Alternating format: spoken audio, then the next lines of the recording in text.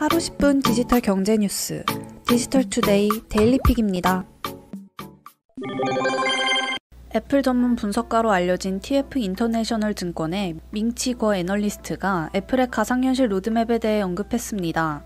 밍치거는 2022년 중으로 애플이 VR 헤드셋 제품을 출시하고 2025년에는 AR 글라스를 선보일 것으로 보인다고 전망했는데요. 더불어 궁극적으로는 2030년에서 2040년 무렵에는 AR 컨택트 렌즈를 출시할 것이라고 내다봤습니다. 내년에 출시할 애플 VR 헤드셋의 경우 무게 200g 이하 마이크로 OLED 디스플레이를 사용하며 대당 $1,000 내외의 독립형 웨어러블 기기가 될 것으로 예상했습니다. 밍치거는 애플의 VR 전략이 VR 헤드셋에 그치지 않고 안경 형태의 AR 글래스와 더 나아가 AR 컨택트 렌즈 형태로 발전할 것임을 예고했습니다. 그는 2030년 이후 AR 컨택트 렌즈처럼 보이지 않는 컴퓨팅 환경을 구축하는 것이 애플의 목표다라고 말했습니다. 중고거래 플랫폼 번개장터는 지난해 중고 스마트폰 시세 조회 및 거래를 위한 내폰 시세 서비스를 런칭한 데 이어 착한텔레콤 중고폰 사업부와 영업 양수도 계약을 맺고 중고폰 렌탈 운영 사업 등으로 사업 분야를 확장했습니다. 번개장터는 올 상반기에 보다 향상된 중고폰 시세 조회 및 매입 서비스를 선보일 예정입니다. 중고폰 관련 다양한 사업자와 협력을 모색해 중고폰 유통과 사용을 지원할 계획입니다.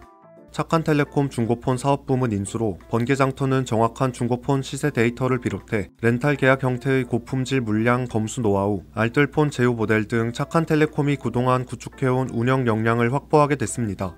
표병훈 번개장터 디지털 사업본부장은 착한텔레콤 중고폰 사업부 인수를 통해 중고 스마트폰 거래 전반을 아우르는 전문 역량을 확보했으며 이를 바탕으로 소비자들이 신뢰할 수 있는 중고 스마트폰 거래 활성화를 위해 노력할 계획이라고 밝혔습니다.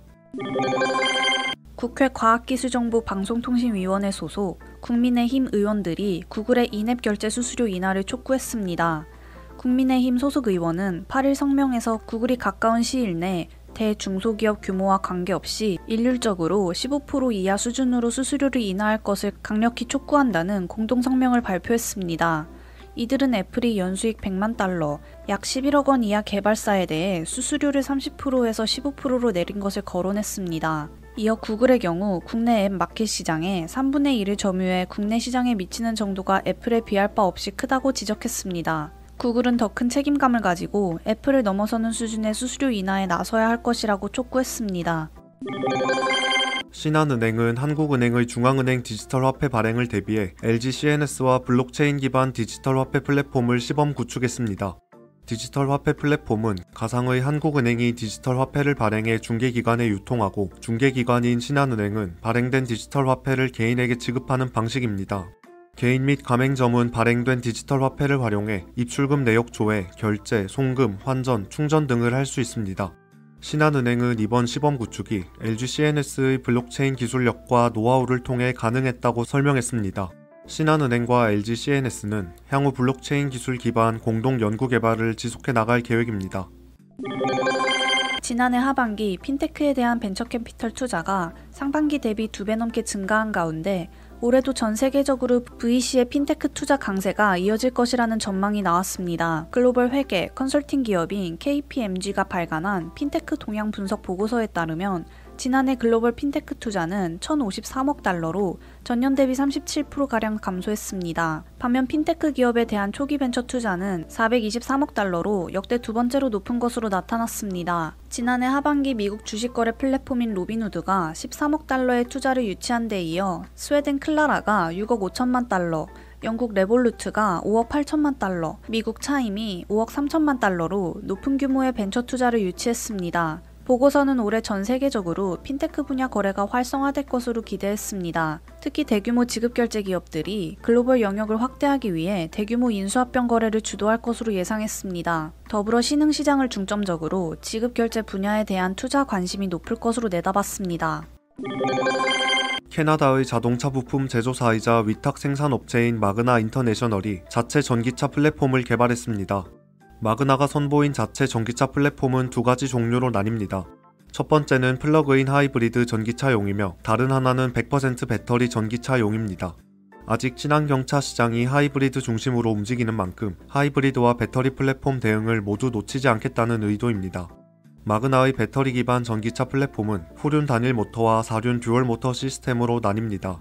지능형 배터리 운영 소프트웨어와 제어 기능 고급 전장 기술을 적용해 다양한 차종을 대상으로 다양한 성능을 제공합니다. 배터리 용량과 최대 주행 거리는 세팅에 따라 바뀌며 기존 전기차 대비 20% 이상 효율을 지니고 있다고 마그나 측은 강조했습니다. 마그나는 독일 보쉬, 일본 덴소와 함께 세계 3대 자동차 부품사로 통하는데요. 부품 공급뿐만 아니라 일부 특수 차량이나 고급 세단, 스포츠카 등 차량 위탁 생산도 함께 진행합니다.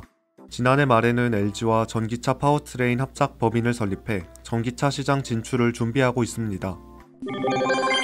현대자동차 아산공장이 소나타 판매 부진 여파로 또다시 생산 중단에 들어갑니다. 현대차는 오는 12일까지 5일간 아산공장의 가동을 중단한다고 밝혔습니다. 현대차는 시장 수요 감소에 따른 탄력적 생산 공급을 위한 것이라고 중단 사유를 밝혔습니다.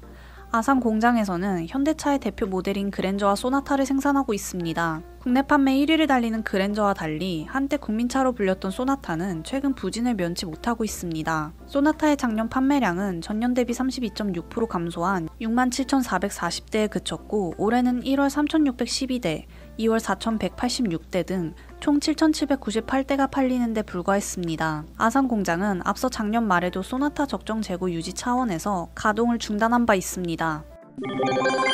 금융자산을 1억 원 이상 보유한 우리나라 부자들의 절반가량이 올해 부동산 경기가 안 좋아질 것으로 예상했습니다.